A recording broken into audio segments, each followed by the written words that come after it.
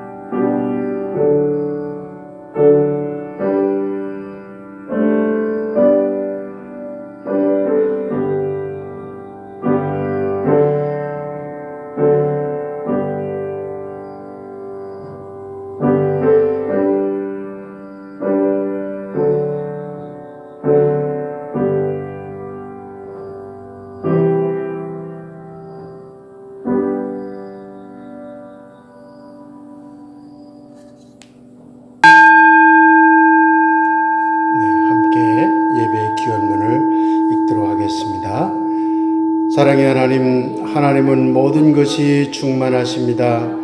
그러나 이 땅에 우리들을 너무나 사랑하시어 하나님은 자신의 모든 것을 온전히 비워내십니다. 사랑의 하나님이시여 이제 하나님의 그 텅 빈 곳을 바라봅니다. 이 예배를 통하여 그곳을 우리의 찬양과 기도로 채우소서. 이 예배를 통하여 우리 모두 하나님과 일치되는 또한 모든 존재들과 일치되는 감격을 누리게 하소서. 아멘. 네, 오늘은 찬송 대신 함께 음악을 감상하면서 명상에 잠겨보는 시간을 갖도록 하겠습니다. 요즘 날씨가 너무 이제 더워서 참 밖에서 활동하기가 어려운 때입니다. 이럴 때 조용한 음악을 들으면서 명상에 잠시 잠겨보는 것도 좋을 듯 합니다. 제가 편곡한 제주도 민요 중에서 산천초목이라는 곡이 있습니다. 이 곡을 함께 그 일부를 감상해 보도록 하겠습니다.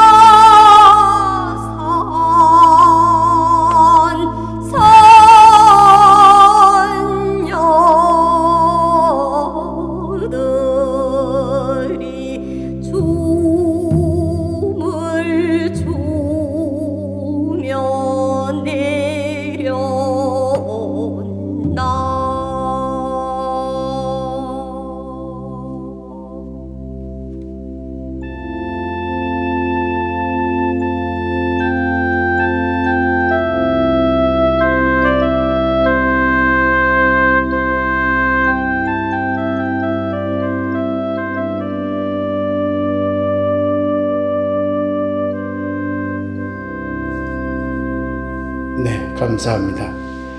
이번에는 아직도 코로나가 이제 극복되지 못하고 있는데 우리 의료진들에게 좀 힘을 달라고도 해주시고 또한 우리 국민들도 잘 협조해서 코로나를 꼭 극복할 수 있도록 그런 간절한 기원을 담은 묵상을 함께 하도록 하겠습니다.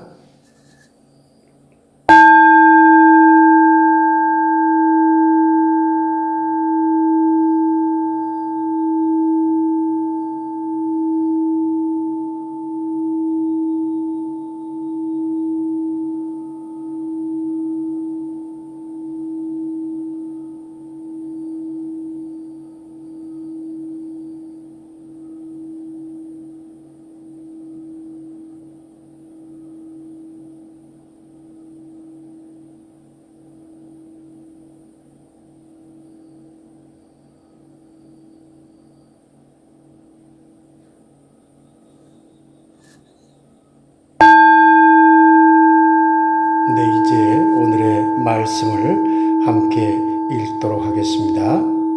먼저 열왕기상 11장 2절 말씀입니다. 여호와께서 일찍이 이 여러 백성에 대하여 이스라엘 자손에게 말씀하시기를 너희는 그들과 서로 통혼하지 말며 그들도 너희와 서로 통혼하게 하지 말라. 그들이 반드시 너희의 마음을 돌려 그들의 신들을 따르게 하리라 하셨으나 솔로몬이 그들을 사랑하였더라.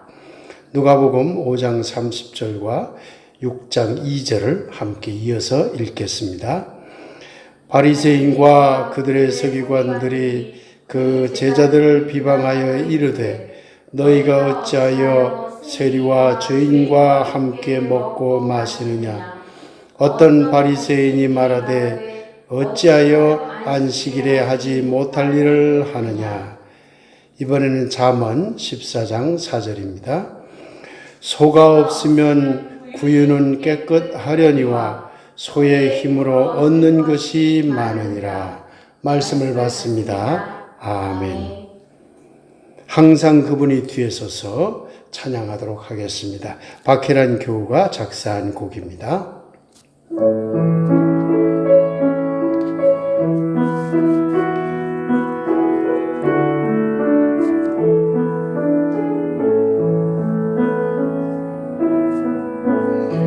오솔 길가에 피어있는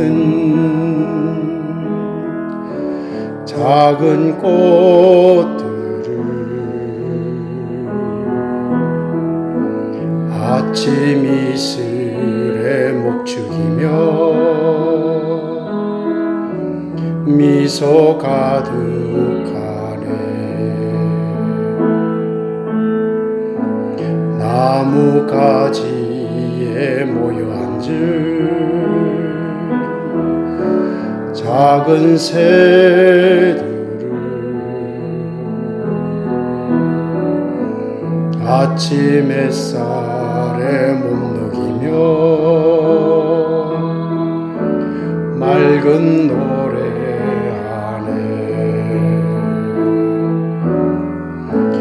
평화게 했던 미소와 행복하는 노래는 어디에서 왔을까.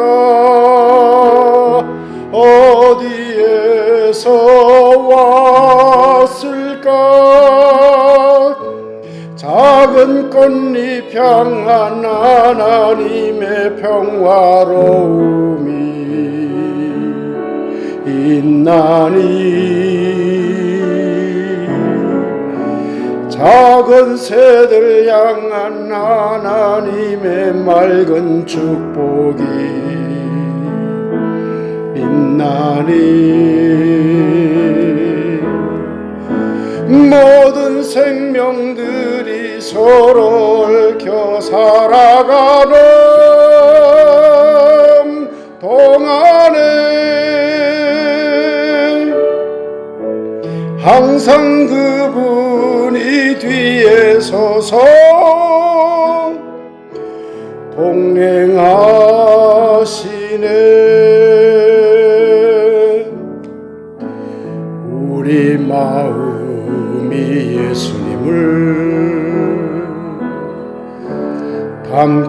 원하고 우리 영혼이 성령 안에 있기 원하네. 우리 생각이 하나님의 뜻을 향하고 우리 온몸이 하나님의 생명에 잠기네. 사랑 품은 마음과 열정하는 영혼은 어디에서 왔을까? 어디에서 왔을까? 누구라도 안에 하나님의 깊은 뜻이 있나니? 누구라도 안에 하나님의 생명 씨앗이 있나니? 문을 두드리며 열리기를 기도하는 동안에 항상 그분이 뒤에 서서 동행하시네.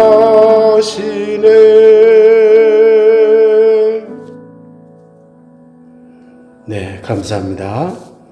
이제 말씀을 해서 함께 기도하겠습니다. 사랑의 하나님, 진리의 하나님, 이 시간 함께 하셔서 이 부족한 것에 생각을 지켜주시옵소서. 주님의 말씀을 오늘도 온전히 아름답게 분별하여 우리 교우들에게 전할 수 있도록 지혜를 주시옵소서. 함께하는 교우들과 모든 이웃들 위해 하나님의 말씀이 가득 충만하게 임할 수 있도록 모든 영적인 귀와 마음의 귀와 온몸의 귀를 또한 활짝 열어주시옵소서. 예수 그리스도 이름으로 기도하옵나이다. 아멘. 안녕하십니까? 반갑습니다. 네, 반갑습니다. 네, 오늘은 솔로몬과 세종대왕 이야기라는 제목으로 말씀을 함께 생각해 보려고 합니다.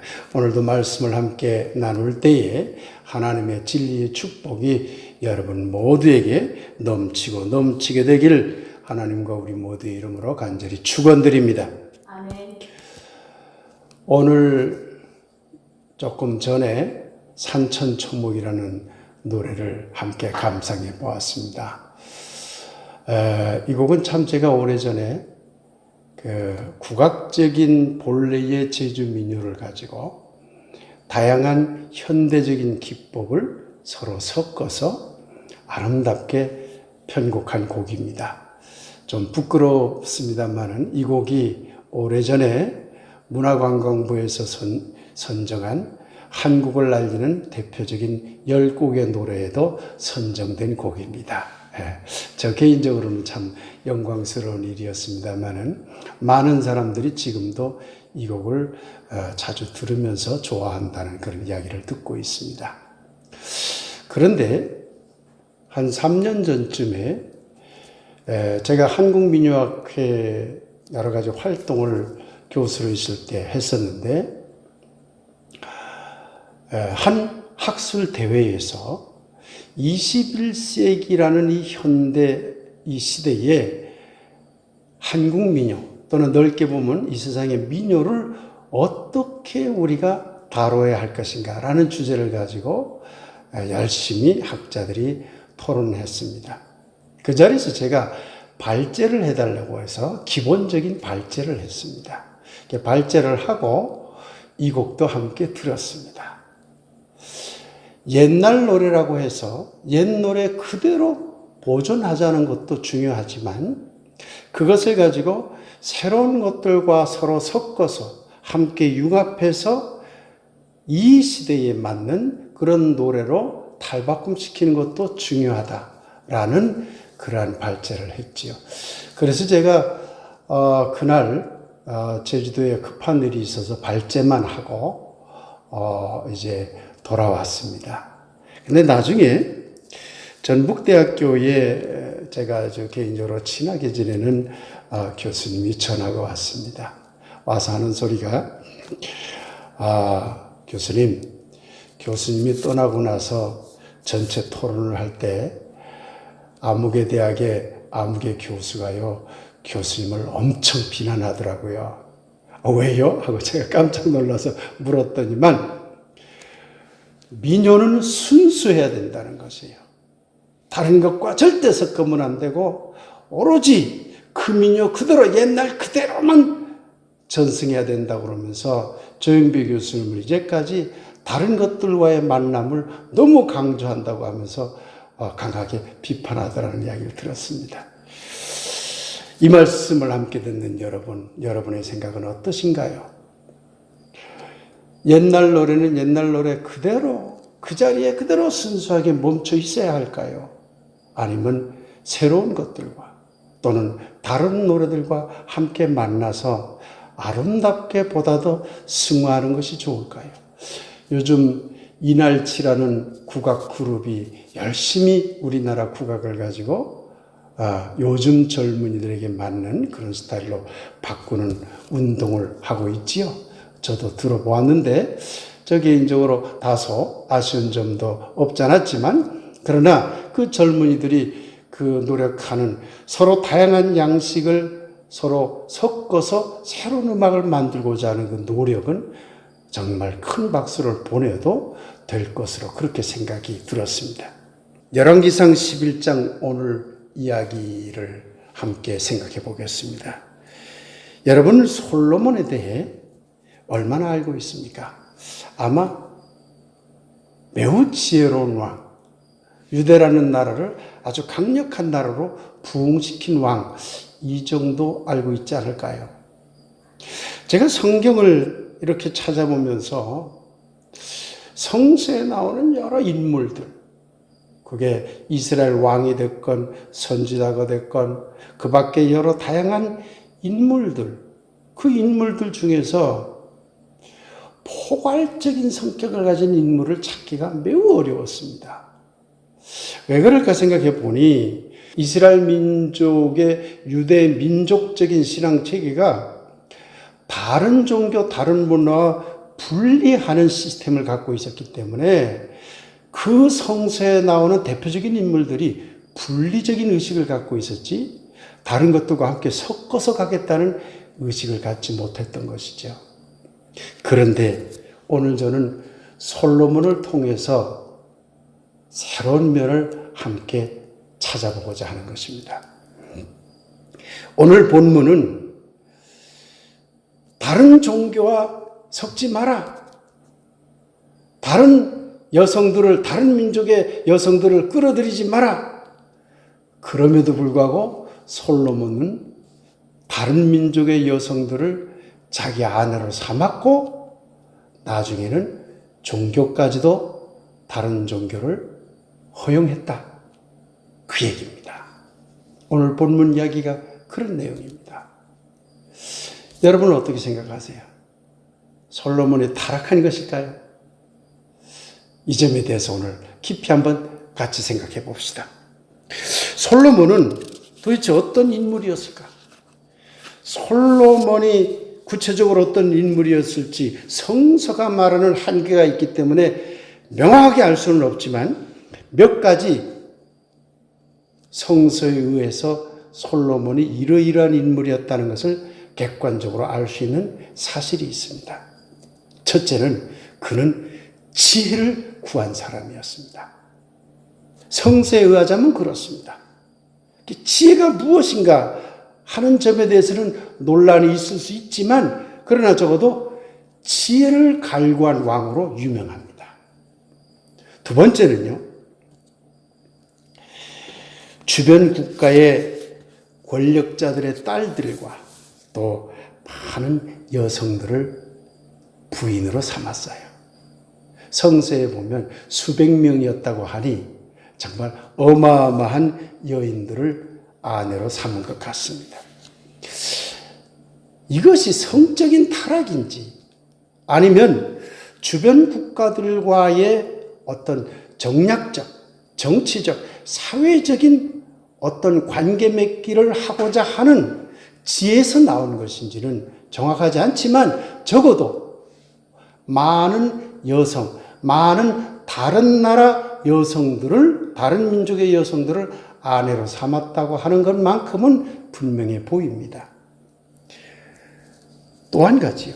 그러면서 주변 국가의 종교나 신앙에 자기 스스로도 참여하고, 솔로몬 왕이요, 유대교 의식에만 참여한 게 아니라 다른 종교 의식에 참여하기도 했어요. 사실 여러분, 이건 놀라운 이야기입니다. 기독교 신자들이 이런 성경을 읽을 때 숨기려고 하지만, 솔로몬 왕의 부끄러운 모습으로 생각하지만 이 이야기를 뒤집어서 생각해 보아야 합니다. 솔로몬은 예루살렘 성전을 지은 사람입니다. 그럼에도 불구하고 다른 종교 예식에 참여했어요.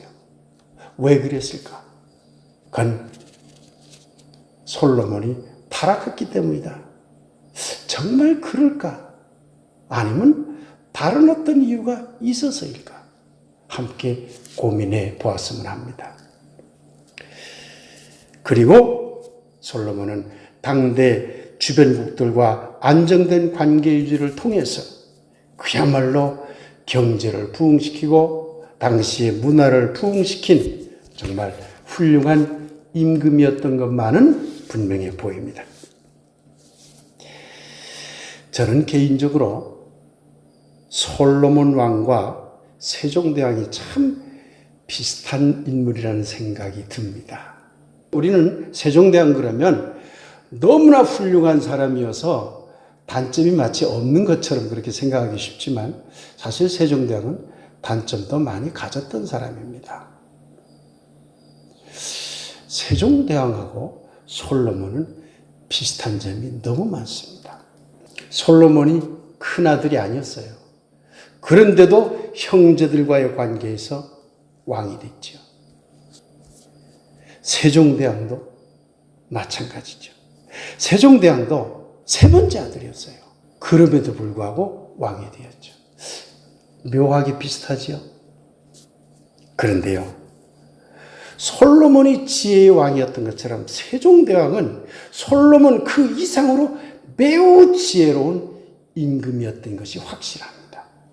그리고 재미있는 것은 세종대왕이 솔로몬처럼 많은 후궁을 거느렸다고 합니다. 솔로몬이 수백 명 거느렸다고 그랬지만 세종대왕은 그 정도까지는 아니라도 조선조 왕 중에서 많은 후궁을 거느린 그러한 왕으로 기록되어 있다고 합니다. 세종대왕과 솔로몬이 보다 더 중요하게 비슷한 점이 있습니다. 그것은 뭐냐면 세종대왕이 있을 당시가 조선 초기인데 그 당시는 유교 사상을 근본으로 나라를 세우기 위해서 철저하게 유교 중심 국가를 만들려던 때였습니다. 그러니 유교가 아닌 것은 의도적으로 배척되던 때였죠. 그런데 놀랍게도 세종대왕은 불교를 정비하도록 했고 그래서 각 절에서 불교의 도를 닦도록 장려해 줬어요. 월인천강지국이라고 해서 월인천강지국이라고 하는 말은요, 부처님의 공덕을 그린 가사에다가 붙인 곡입니다. 그것을 세종대왕이 작곡까지 했어요. 놀랍지 않습니까? 더군다나 궁궐 내에 불당을 설치할 수 있도록 허락까지 한 사람이에요. 그것도 묘하게 솔로몬과 비슷하지요. 그리고 마침내 솔로몬이 유대 역사에서 최고의 부흥된 시기를 이루었듯이 세종대왕은 한국의 역사 속에서 최고로 부흥된 시기를 만든 왕이 되었습니다. 그것조차도 비슷합니다.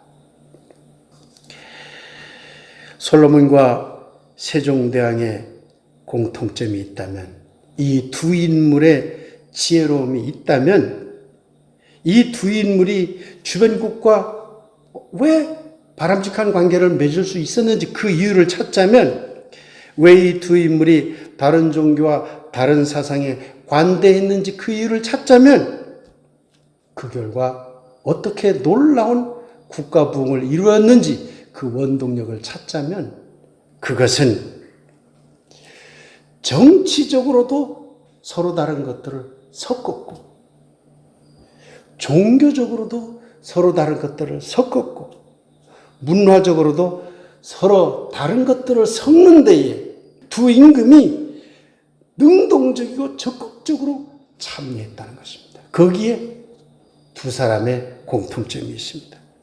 결국 두 임금은 무엇인가를, 예를 들면 선과 악이라든가 아름다움과 추함이라든가 이런 것들을 나누는 순수를 향한 분리를 지혜로 보기보다는 다양한 것들의 섞임을 지혜로 보았다고 판단됩니다.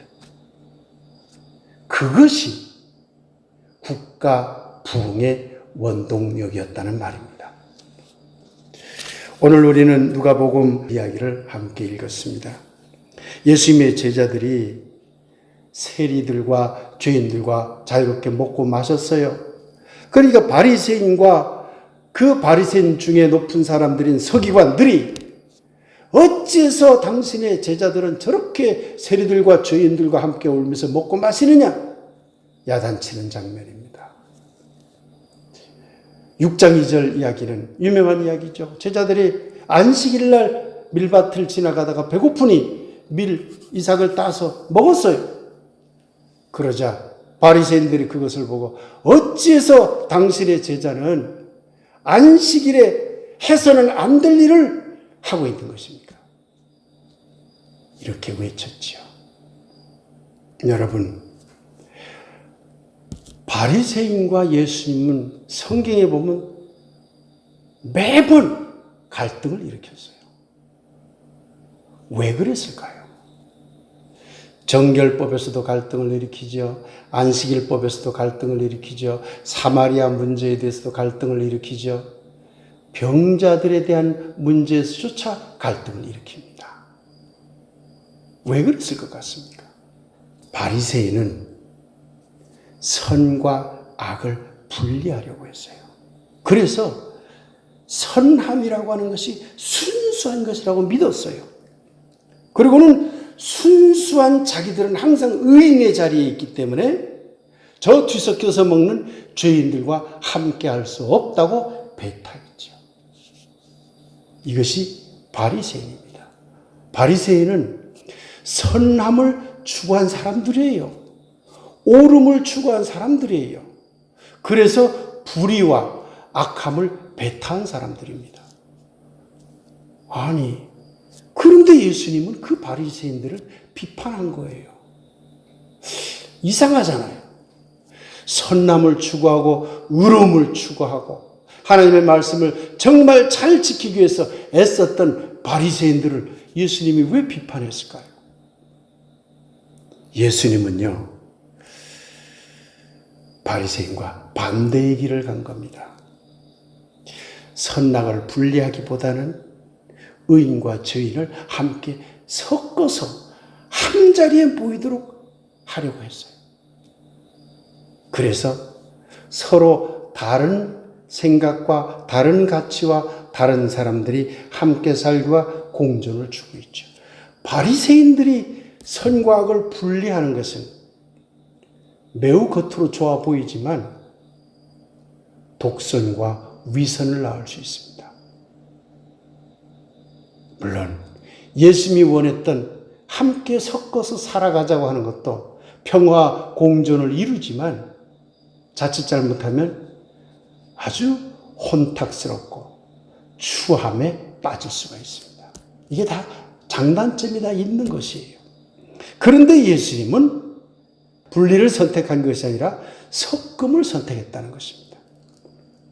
예수님은 선과 악의 분리는 얼마든지 자의적 판단에 의해 오염될 수 있다고 보았습니다. 왜냐하면 자기가 판단하는 것은 선이고 다른 사람의 생각은 악이라고 얼마든지 자의적으로 그것을 구별할 수 있기 때문인 거죠. 사실 이것이 대단히 무서운 것이고 예수님이 정말 엄청 싫어했던 것입니다. 선과 악을 나누려는 의식 속에는 자기 이기심이 항상 들어 있습니다. 왜? 나는 선이다. 그 자기 이기심을 전제로 분리하려고 하는 것이거든요. 그러니 항상 독선이 생겨요. 내 것이 옳다라는 독선이 생기는 것이죠.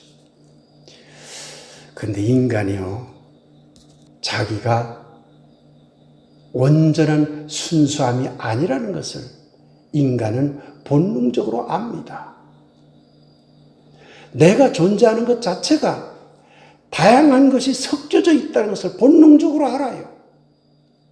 그런데 다른 사람과의 만남에서 순수하다고 주장해야 되니 바리새파들은 태생적으로 위선자들이 될 수밖에 없었던 겁니다.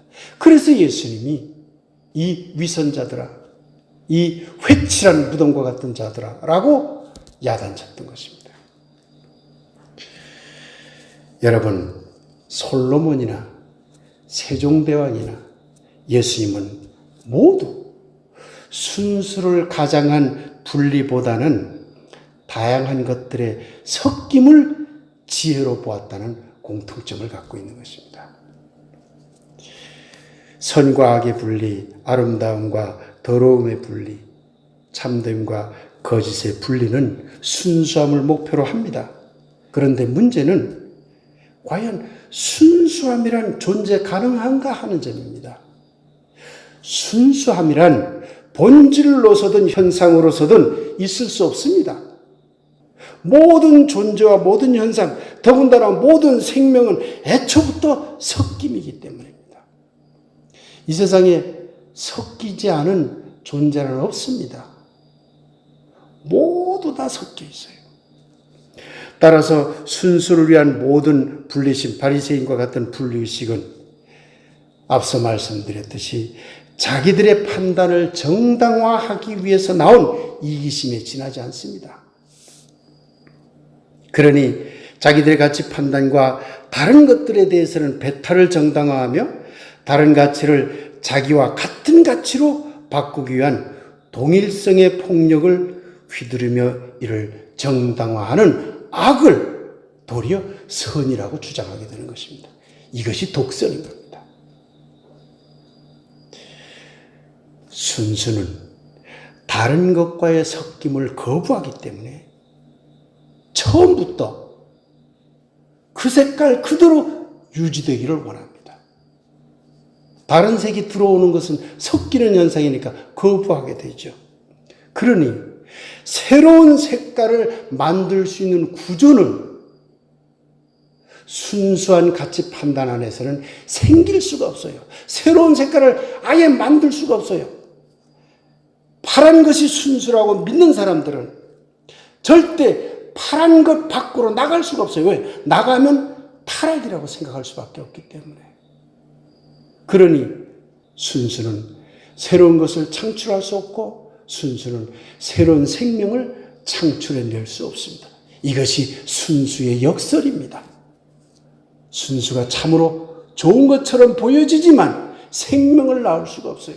예수님은 이 점을 꿰뚫러 봤던 것이죠.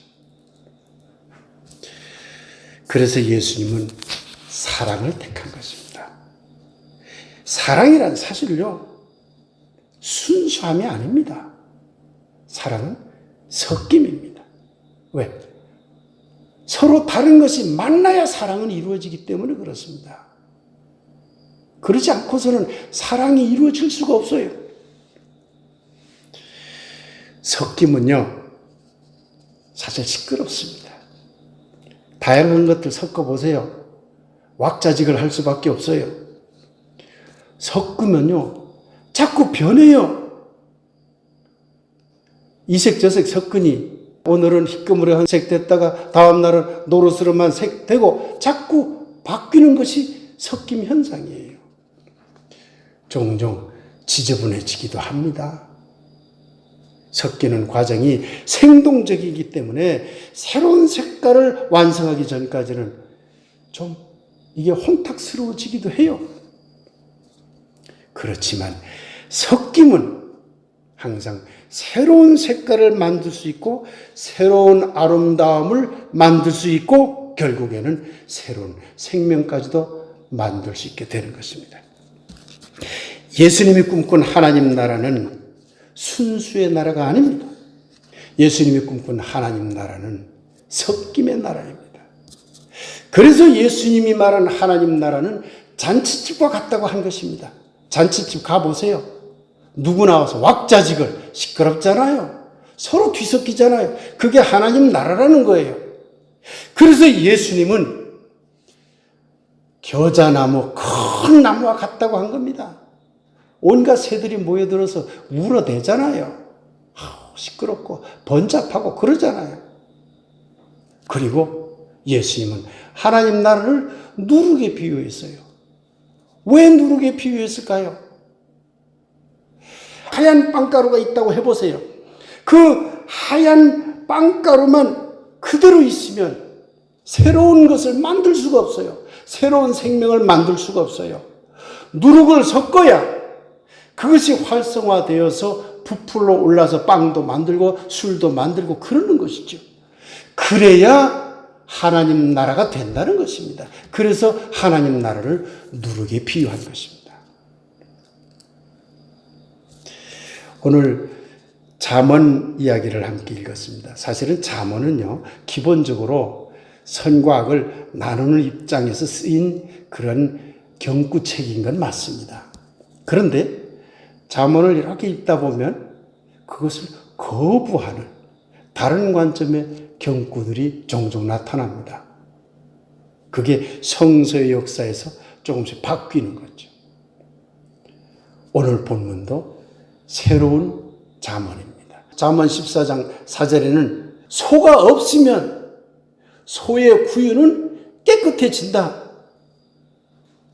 그러나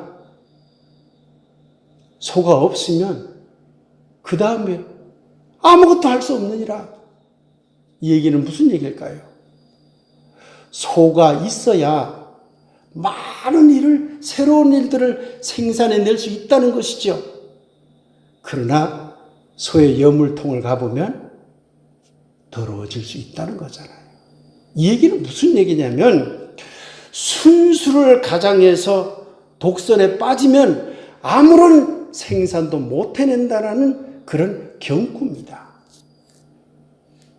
아마 솔로몬은 이 경구를 마음에 새겨 쓸는지 모르겠습니다. 예수님은 소 먹이통을 깨끗이 하려고 생명을 없애는 것보다 소 먹이통이 좀 더러워지더라도 생명을 창출하는 길을 선택한 랍비 선생이었습니다. 솔로몬도 그런 왕이었고 세종대왕도 그런 왕이었습니다. 사랑하는 여러분, 이 세상에 완전한 순수란 근원적으로 있을 수 없습니다. 절대 진리라는 본질도 이 세상에 다양하게 드러나는 수많은 현상도 모두 섞임으로 존재합니다. 사랑하는 여러분, 선함이란 그것이 종교적이든 윤리적이든 간에 순수에서 나오지 않습니다. 순수를 선이라 주장하는 것은 주장하는 사람의 이기적인 자기 판단을 선이라고 주장하는 독선을 낳을 뿐입니다. 그러니 순수를 주장하는 것은 언제나 위선을 낳게 됩니다. 왜냐하면 순수를 주장하는 사람조차, 순수를 주장하는 그런 내용조차, 그 주장을 말하는 시간과 공간조차 모두 섞임의 상태이기 때문입니다. 사랑하는 여러분, 오늘 우리는 솔로몬과 세종대왕의 지혜가 순수를 향한 것이 아니라 섞임을 향한 지혜라는 것을 함께 살펴보았습니다. 예수님이 바리새인과 그렇게 갈등한 것도 순수를 가장한 바리새인들의 위선과 독선을 거부하고 잔칫집처럼 큰 나무처럼 그리고 누룩처럼 서로 다른 것들이 섞여서 새로운 것들을 만들어내는 것을 하나님 나라로 보았기 때문입니다. 섞임의 지혜가 도리어 궁극적으로 선한 것일 수 있음을 주장한 것이지요.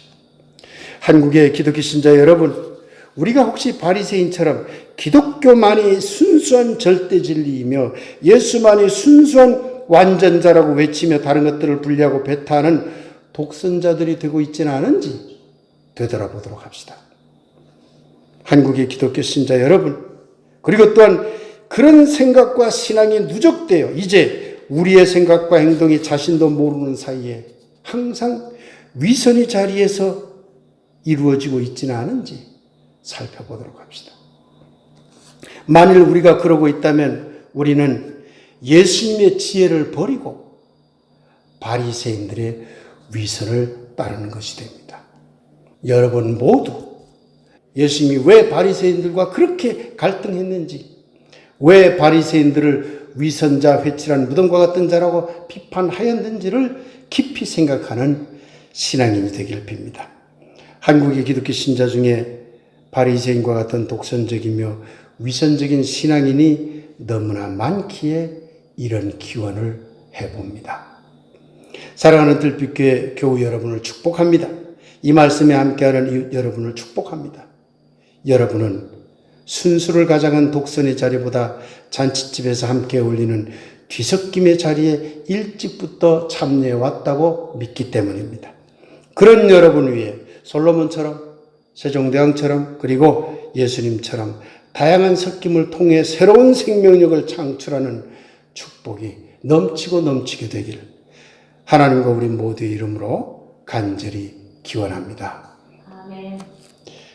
네, 이제 사랑은 섞임입니다 라는 주제로 잠시 묵상하도록 하겠습니다.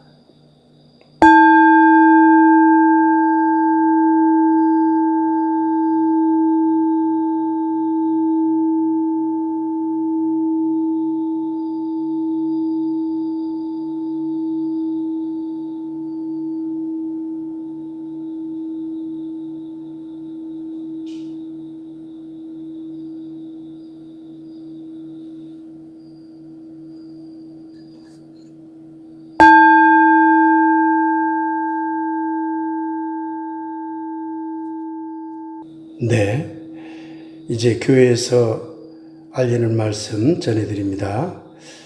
코로나19가 계속 잦아들지 않고 있습니다. 그래서 다음 주도 비대면 예배로 드립니다. 각자의 자리에서 아름답게 예배하시기 바랍니다. 몸이 아픈 분들을 위해서 항상 기도로 연대해 주시기 바랍니다. 우리 교우들도 그렇지만 우리 주변에 몸이 아픈 분들이 많이 있습니다. 늘 기회 있을 때마다 항상 기억하며 기도해 주시기 바랍니다. 이번 주부터 예수와 함께 서양 철학을 갖다라는 강의를 하도록 하겠습니다. 우리 사회가 코로나로부터 자유로워진다면 대면 강의도 병행할까 합니다. 혹시 강의 교재가 필요한 분은 저에게 신청해 주시면 제가 보내드리도록 하겠습니다. 오늘 올림픽 마지막 날이죠. 올림픽의 기본 정신을 생각하는 그런 하루가 되길 빕니다. 이제 에베소서 4장에 의한 신앙 고백을 함께 하도록 하겠습니다.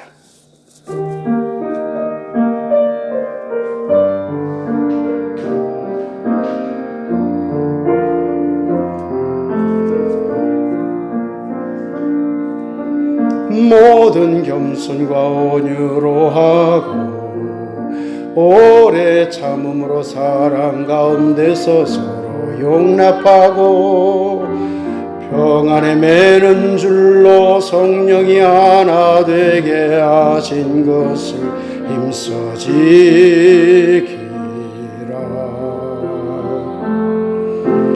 하나님은 한 분이시니 곧 만유의 아버지시라. 만유 위에 계시고 만유를 통일하시고 만유 가운데 계시다는 말씀에 의지하여 만유 위에 계시고 만유를 통일하시고 만유 안에 계시는 하나님을 믿으며 겸손과 온유와 인내와 사랑으로 서로 화해하고 평안을 바라며 한 마음으로 살아가는 것이 참다운 우리의 신앙임을 고백합니다.